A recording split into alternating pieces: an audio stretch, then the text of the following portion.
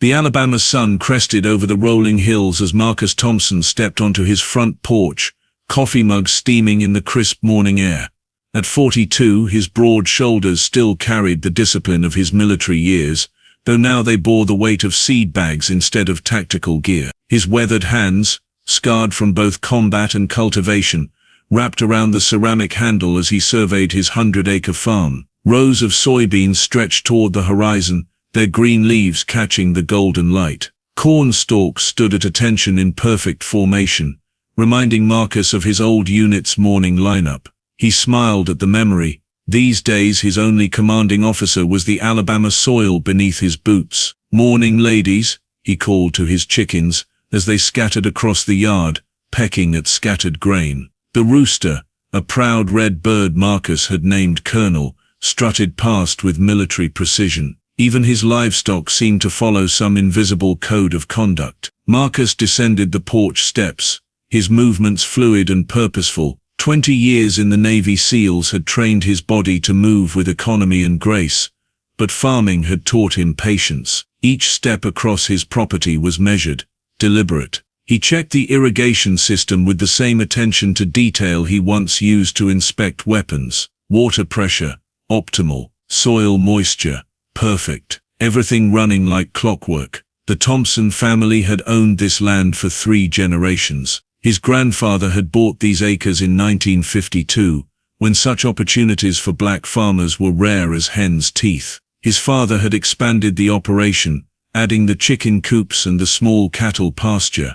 Now Marcus carried the legacy forward, blending old wisdom with new techniques. His phone buzzed, a text from Mrs. Henderson next door. "Fresh peach cobbler cooling. Stop by later."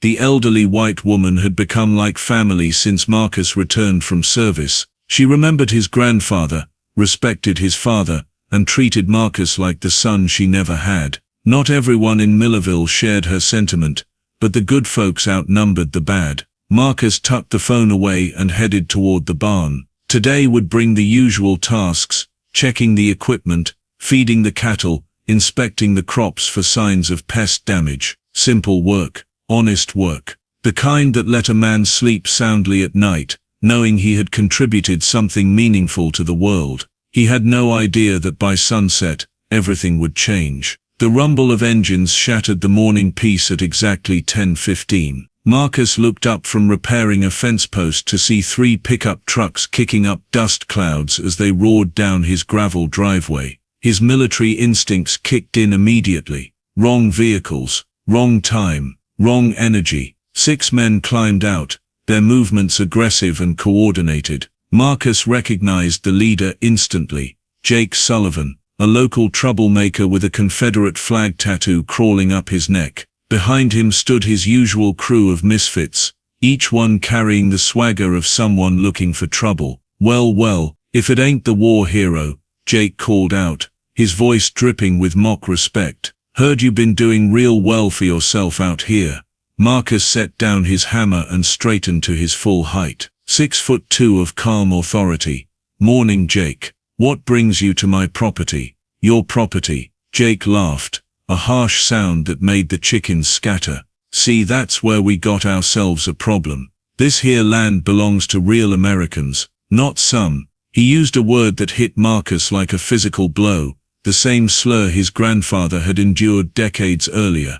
"I think you boys need to leave," Marcus said quietly, his voice steady despite the anger building in his chest. "This is private property, and you're not welcome here." The gang spread out in a semicircle, boxing Marcus in against the barn. Their leader pulled a baseball bat from his truck bed, testing its weight with practiced swings. "Here's how this works, boy," Jake sneered. "You pack up your things and get off this land by Friday. Find yourself someplace more suitable, somewhere with your own kind." Marcus raised his hands in a peaceful gesture. "Look, I don't want any trouble. This farm has been in my family for 70 years. My grandfather bought this land fair and square, and I'm not going anywhere." "Wrong answer." The bat whistled through the air, splintering the fence post Marcus had just repaired. Then came the real destruction. The gang moved like locusts through his property. Windows exploded on his chicken coop. garden tools scattered across the yard. One man kicked over feed buckets, while another slashed holes in irrigation hoses. Marcus tried to intervene when they approached his cornfield, but Jake's bat caught him across the ribs with a sickening crack. Pain exploded through his chest as he stumbled backward. "Next time it's your skull," Jake promised. They trampled through his soybean rows, destroying months of careful cultivation. Young plants that Marcus had nurtured from seeds lay crushed and broken, years of work vanishing under their boots. When a wrench sailed past his head, Marcus made his decision. He had survived too many real battles to die in a pointless farm skirmish. Using the barn as cover, he slipped toward the house while the gang continued their rampage. His ribs screamed with each breath, but Marcus managed to reach his kitchen phone. His hands shook as he scrolled through his contacts, finding a number he hadn't called in 2 years. Time to remind these boys what happened when you messed with a Navy SEAL's family. Marcus's fingers found the contact labeled Rico, as destruction continued outside his kitchen window. The phone rang twice before a familiar voice answered. "Marcus, brother, how you been?" "Rico, I need the team." Now Marcus winced as he spoke, his ribs protesting with each word. The background noise on Rico's end went silent. "What's your situation?" "6 hostiles on my property. Racial motivation. They want me gone by Friday." Marcus kept his report crisp and military. "Property damage extensive. I took a hit to the ribs." "Copy that. Where's home base?" "Same coordinates as always. Millerville, Alabama." "Roger. Initiating contact protocol. Hold position." The line went dead. Marcus knew Rico would handle the rest. Within minutes his phone buzzed with an incoming call from Detroit. "Tank here. Rico filled me in. You hurt bad." Marcus smiled despite the pain. Tony Tank Washington had earned his nickname by being built like an armored vehicle. "Nothing that won't heal. How fast can you move?" "Loading my truck now. 6 hours out, maybe 5 if I skip lunch." The next call came from Phoenix. "Yo Marcus, it's Ghost. Rico says some punks are messing with our boy." "That ain't happening." David, Ghost Martinez had been their stealth specialist, able to appear and disappear like smoke. Now he worked private security for tech companies, but the Brotherhood ran deeper than any civilian job. "Can you make the trip?" Marcus asked. "Already booked a flight. Land in Birmingham at 1800. Need pickup. I'll arrange it." The final call arrived as Marcus bandaged his ribs with a kitchen towel. "Doc speaking. Rico says you need medical attention and attitude adjustment services." "Dr. James Doc Patterson had been their medic, now practicing emergency medicine in Atlanta. His voice carried the same calm authority it always had during combat situations. "Both would be appreciated," Marcus admitted. "Vital signs.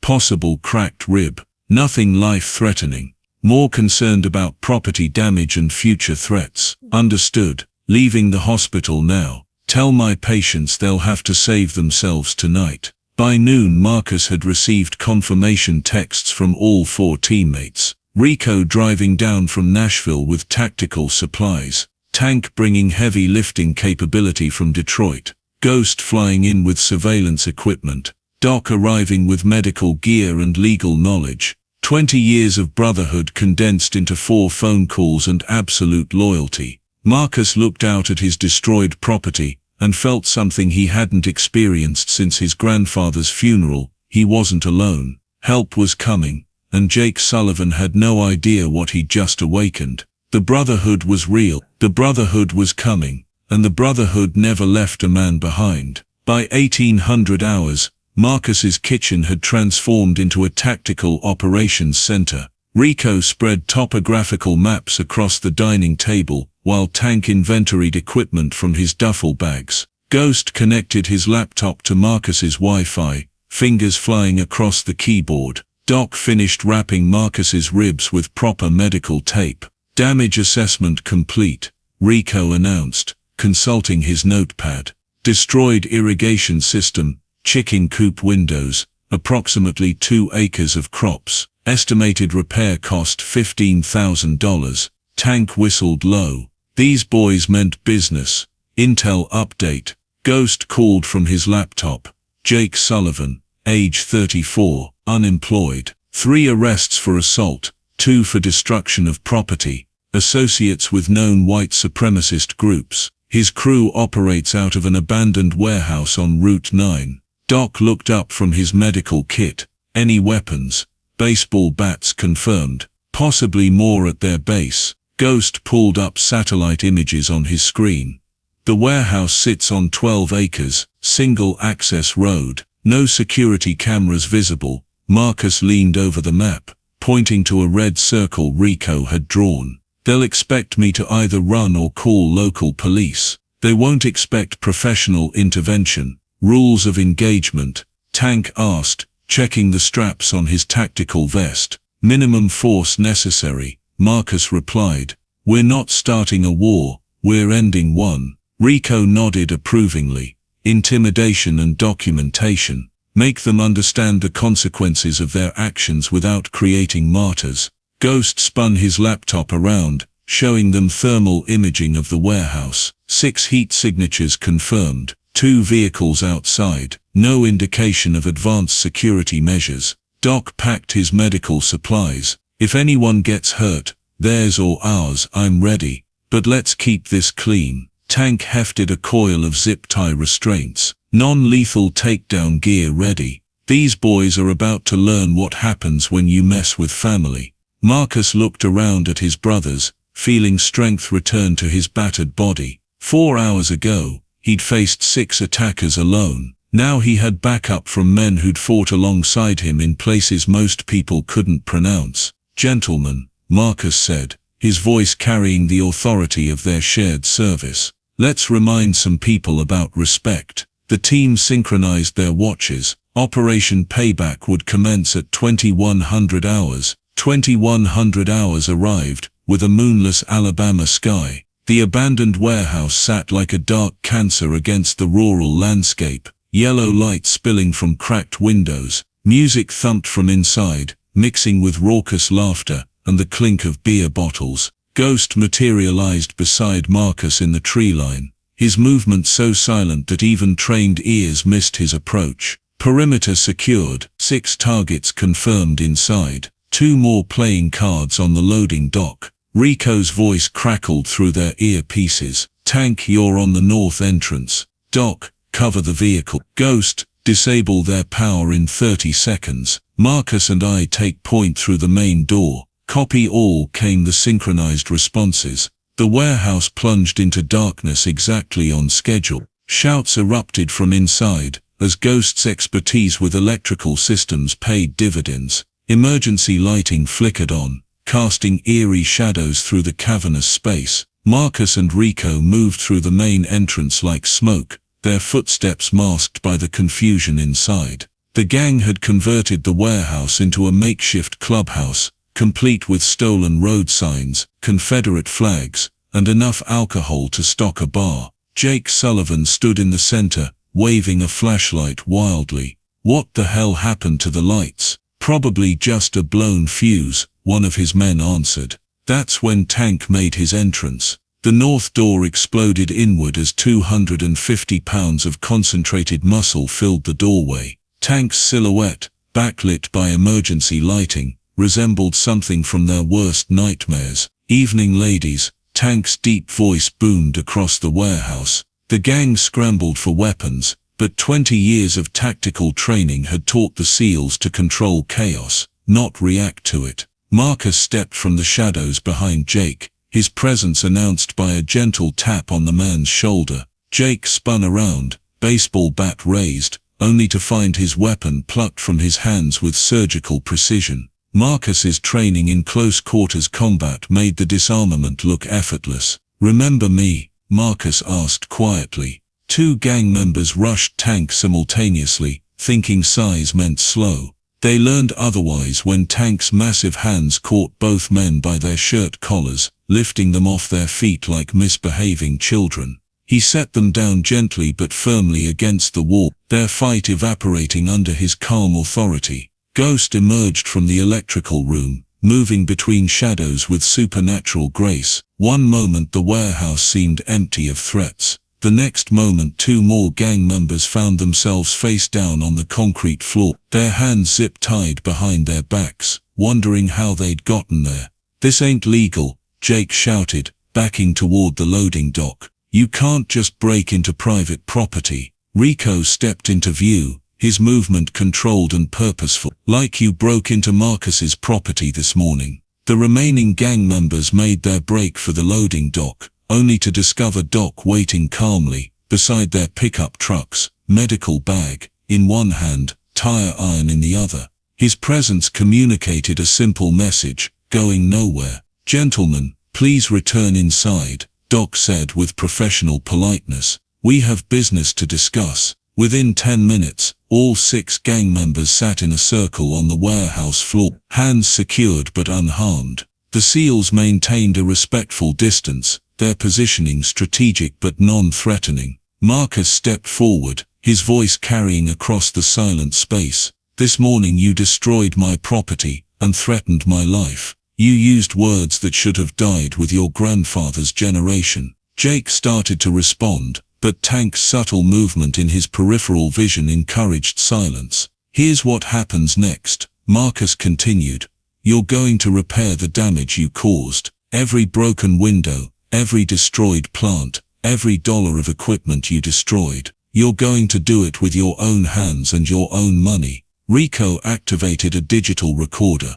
"And you're going to explain to local law enforcement exactly what you did and why you did it. Complete confession, no lawyers, no excuses." Ghost stepped forward with a tablet displaying photos of the morning's destruction.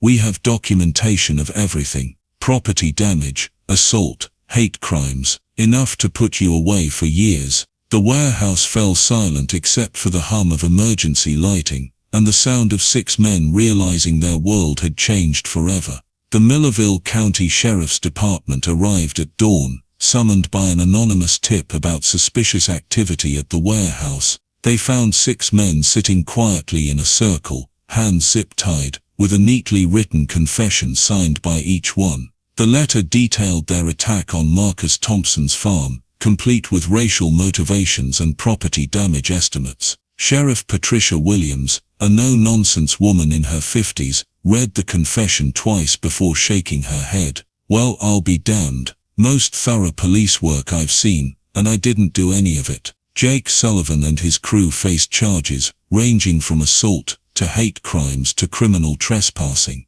The evidence was overwhelming, the confessions complete, and the community's patience for their behavior finally exhausted. Jake received 2 years in state prison. His accomplices got 18 months each, plus restitution orders that would keep them paying Marcus back for years. Word of the incident spread through Millerville faster than summer wildfire. By Saturday morning, pickup trucks began arriving at Marcus's farm, loaded with lumber, tool, and determined neighbors. Mrs. Henderson organized the effort from her front porch, directing traffic like a seasoned general. "Marcus Thompson is one of ours," she announced to anyone who would listen, "and we take care of our own." The rebuilding effort revealed the true character of Millerville.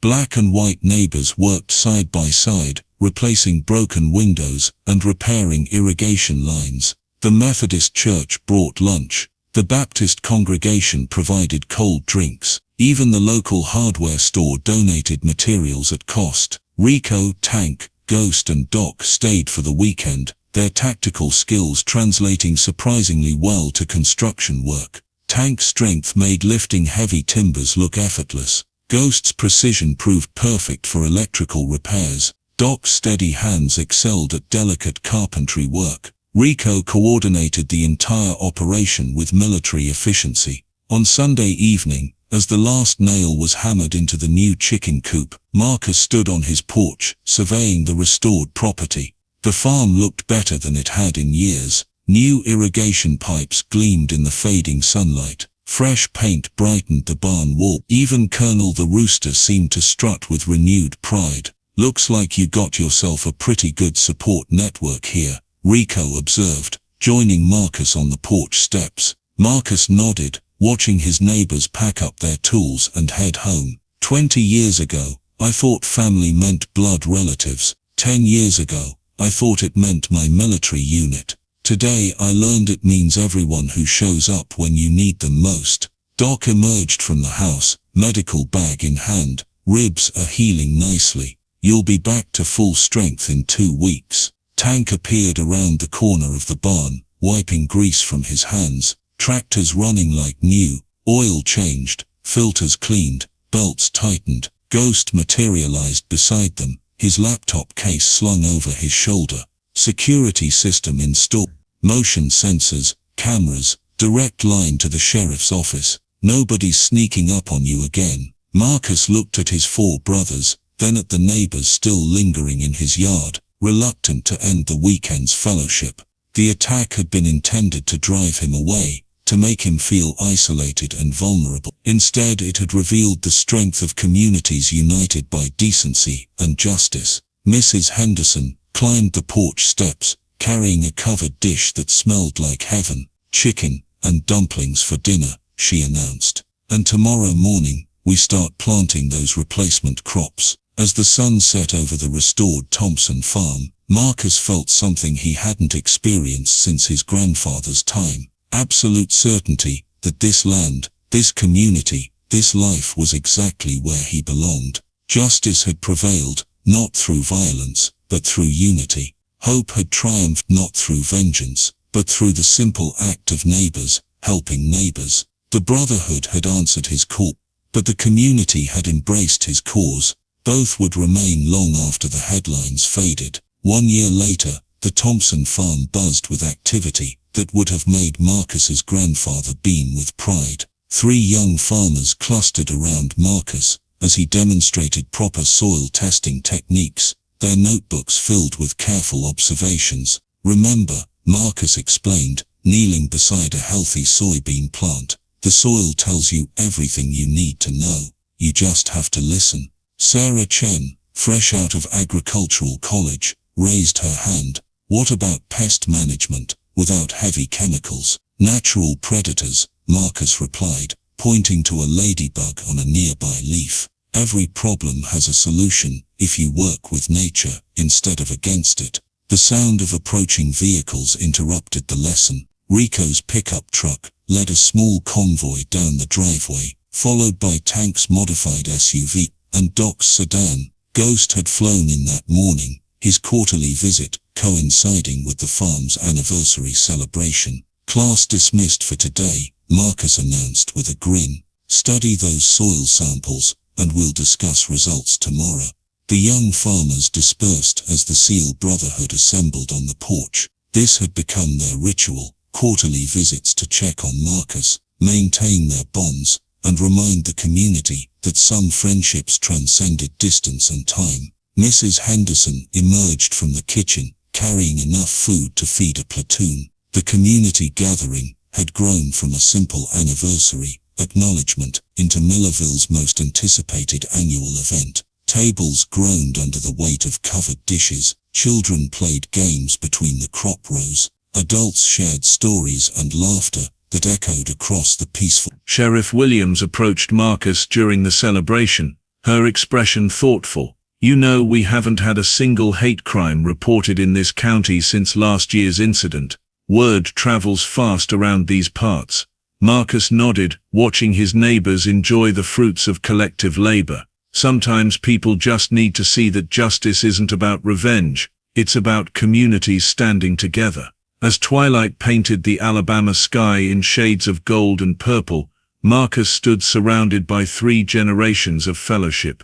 His former teammates shared war stories with local veterans. Young farmers exchanged techniques with seasoned growers. Children of all backgrounds played together without seeing differences their parents had been taught to fear. The attack had been meant to destroy him. Instead, it had built something beautiful, a community where hope grew as strong as the crops, where justice flourished like well-tended soil, and where the simple act of neighbors helping neighbors proved more powerful than any hatred. Marcus Thompson's farm had become more than agricultural land. It had become proof that brotherhood, justice and hope could transform even the darkest intentions into something resembling paradise. The harvest was complete, and it was good.